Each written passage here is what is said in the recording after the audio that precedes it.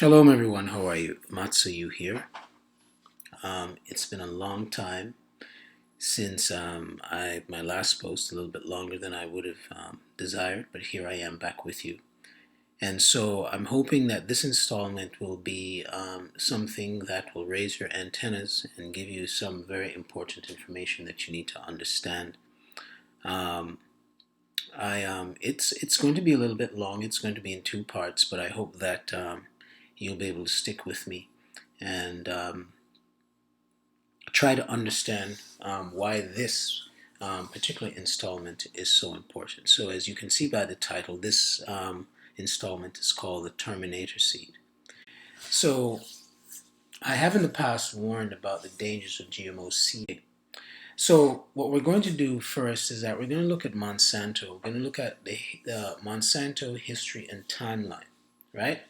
Many of you have heard of Monsanto, but may not really understand the depth and the reach and the power of this company upon the earth when it comes to seeds and a host of other things that we'll get into at a later time, where they have reach and where they involve that impact everyone's life in a very dramatic way.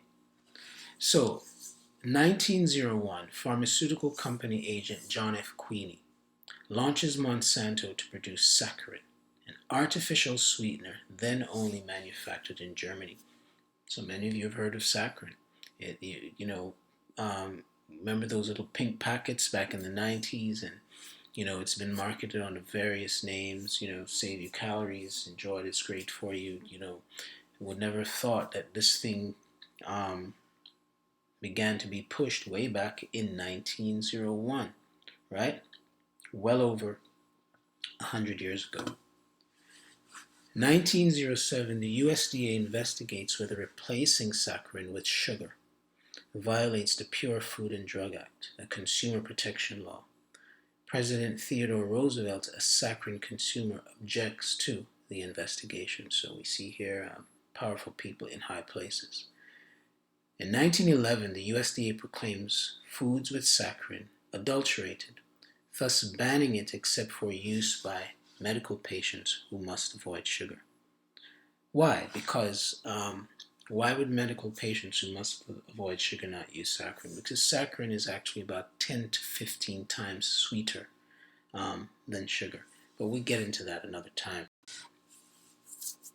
1914. World War I starts and sugar shortages prompt the government to lift saccharin restrictions. Of course, this is extremely convenient. In 1915, with caffeine and vanillin added to Monsanto's product line and Coca-Cola as a chief consumer, sales reach $1 million. Of course, in that time, that is a tremendous amount of money.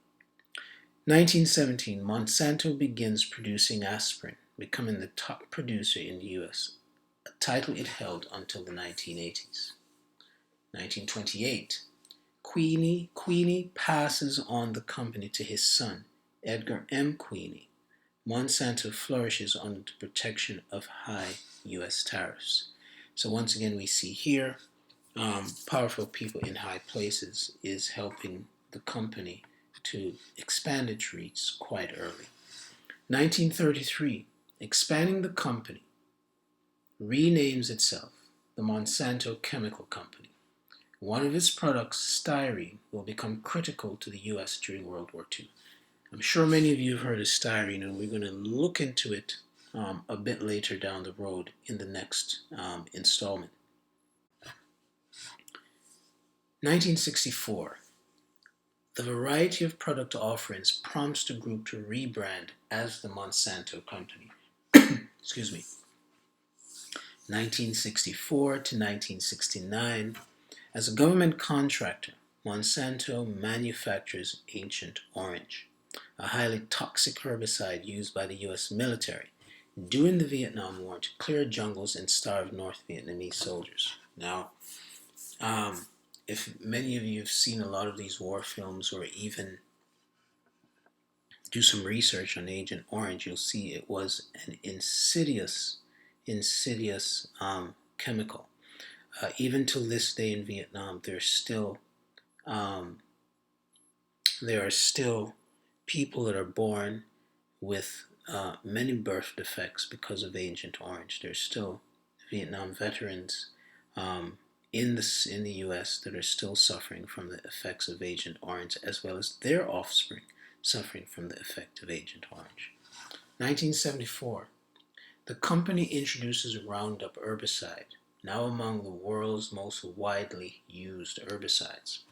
If you were to look at some of my previous installments, you would have been able to see I spoke quite a bit about Roundup, which we're going to get into again in great detail a little bit down the road when we look at certain chemicals and and break them down. The um, most important, of course, being derivatives of Roundup. 1982, Monsanto's scientists are the first to genetically modify a plant cell. Later, the company acquires the Jacob Hartz Seed Company, which is known for its soybean seed. Now, soybeans are probably one of the largest genetically modified and genetically engineered crops in the world. I believe that Canada, for those of you that reside there, is one of the largest producers of genetically modified or genetically engineered varieties of soybean, right? The soybean on a whole, of course, oils or anything related to it, one of the worst things that you can consume and put into your body. 1984, we're now back to Agent Orange. We see that Vietnam veterans settle a lawsuit with Monsanto for its role in exposing troops to Agent Orange, receiving a payout of $180 million, but the company doesn't admit to liability. According to the Vietnamese Ministry of Foreign Affairs, the U.S. military exposed 4.8 million people to the herbicide, causing 400,000 deaths and disfigurements and birth defects in 500,000 babies. Now keep in mind, this is supposed to be a seed company, i.e. a food company. And here they are involved in producing an herbicide, which is so insidious that it not only did it kill large amounts of people, but is still causing birth defects even till this day as we speak. So that should tell you something about how they view the food or whatever else that they're going to produce that you're going to consume. 1985, Monsanto buys pharmaceutical firm G.D. Searle and Company, maker of NutraSweet artificial sweetener. Many of you, I'm sure, are familiar with NutraSweet and may even have used NutraSweet. Again, it's an artificial sweetener, a chemical product, something that the body cannot properly metabolize. And we're going to get into these things a little bit later down the road. 1994, Monsanto begins commercial production of BST, bovine somatotropin, a synthetic supplement for dairy cows. Now, what does this do? Also known as RSBT, right, or RBST. What this does is that it stimulates it overstimulates the production of milk in dairy cows for, of course, commercial production. So if you have ever seen cows that are used in the commercial production of milk, you'll see that the teats are extremely swollen under the cow. Now, if you grew up milking cows as a young boy like I did, you know that does not happen. So why do you have this swelling? Because when you've got that overproduction of milk and the over, really caused by the RBST or the BST, is that sac is actually filled with bacteria, and that's what causes that expansion as well as overstimulation.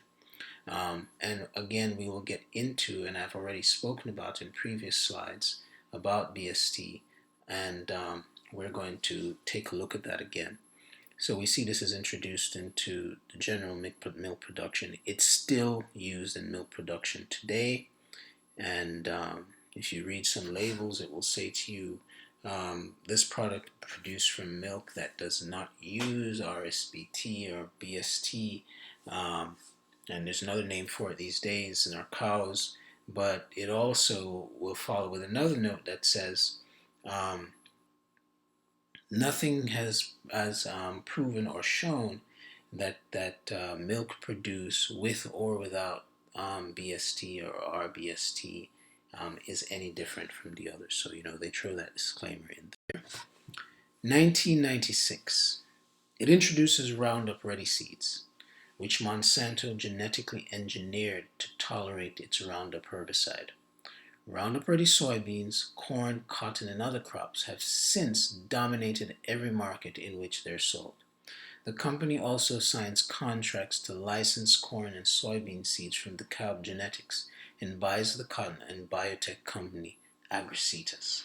Now let's look at how Roundup Ready seeds work, right? So they're genetically engineered to tolerate its Roundup herbicide, right? So let's define first what herbicides and pesticides are. So herbicides are for weeds, and pesticides are for insects that eat away at plants. Now, what I will tell you, which we'll touch on again a little bit later, is that whenever Roundup is used in soil, it also genetically modifies the soil composition itself, right? So therefore, when you go and you buy any seed that is not a Roundup Ready seed, it will not grow in that soil. Okay? All right. 1999. Under the leadership of lawyer and former urban affairs professor Robert Shapiro, former head of NutraSweet operations, the company spins off its chemical operations. Monsanto then commits to biotechnology with the official goal of helping people lead longer, healthier lives at costs that they and their nations can afford and without continued environmental degradation. Wow, it sounds so great. It's always what happens with these companies. They know what is best and they're seeking to extend your life and at the same time protect the environment. But remember Agent Orange. And by the way, it says here, under the leadership of lawyer and former urban affairs professor Robert Shapiro. This is the same Robert Shapiro of O.J. Simpson fame. He was one of the lawyers that defended O.J. Simpson when he was accused of, murdering his wife and the other fellow. 1999. After an $8 billion licensing and buying spree, Monsanto becomes the foremost producer of genetically modified crops. 2002. Monsanto becomes a publicly traded company. 2010. After a devastating earthquake, Haitian farmers reject GMO seeds donated by Monsanto. The National Peasant Movement of the Congress of Pepe calls the company's charity a very strong attack on small agriculture of farmers, on Creole seeds, and on what is left of our environment in Haiti. So we see here, out of crisis is opportunity. So the earthquake hits and they come in to try to introduce their seeds into the environment. Now keep in mind, the moment you take that seed is licensed to them, and you cannot do anything with that seed without their permission, or you are in deep trouble, right? But moreover, it just destroys the environment and pretty much destroys the ability of anything else to grow. 2011, the Public Patent Foundation, which consists of 60 farmers, seed businesses, and organic agricultural organizations, files a lawsuit challenging Monsanto's patents on genetically modified seed. In 2011, September of 2011, Monsanto collects $85,000 from Vernon Bowman, an Indiana soy farmer, for patent infringement. Now imagine this. This is the largest producer of genetically modified seeds in the world. It's now one of the largest companies of its kind. And they took a man and sued him. to collect $85,000 for what they said was patent infringement. Now, how easy it is for you to be charged with patent infringement from Monsanto? But look at it this way: if farmer Joe next to you is growing his Roundup Ready seeds or whatever genetically modified seeds from Monsanto, and that plant or somehow uh, any of what is grown on that farm is migrated by the wind or anything onto your farm down the road, and you grow that crop and you sell it, you have committed patent infringement on Monsanto. 2012, a highly contested study finds that Roundup herbicide and genetically modified maize cause tumors and organ damage in rats. October 2012, a television spot opposing Proposition 37, California's genetically engineered food labeling initiative, is pulled.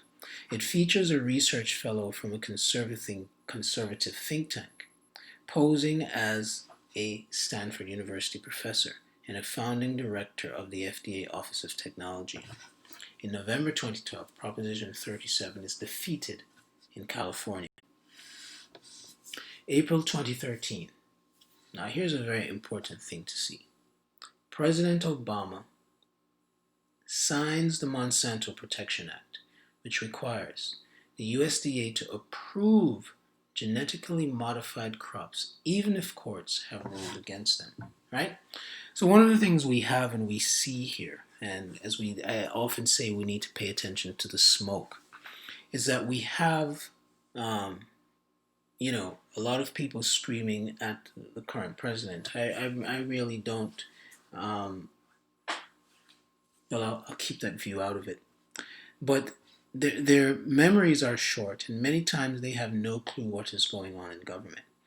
And this act, signed in 2013 of April 2013 by Obama, was probably one of the worst things that atrocities perpetrated upon the farmer and upon the ability to control seed, the natural seed in the United States and beyond. May 2013, 9 Supreme Court justices award a patent case to Monsanto against Indiana soybean farmer Vernon Bowman, ruling that patent exhaustion doesn't apply to Roundup Ready soybean seeds. According to the New York Times, the ruling has implications for many aspects of modern agriculture and for businesses based on vaccines, cell lines, and software. Later, Zombie Wheat Reports in Oregon prompt Monsanto to issue a "We're here to help" statement. We're going to get back to this May 2013 ruling in the next installment. June 2013, Connecticut passes the nation's first GMO labeling law. 3 weeks later, Monsanto EVP and Chief Technology Officer Robert T. Fraley wins the World Food Prize. Imagine that, the Nobel Prize for Food. Along with 2 other scientists who work on GMOs, the company is one of the award's biggest donors. So, why not lift yourself up by being, the leading donor to such a place that gives an award that gives you a face of, a caring face to the public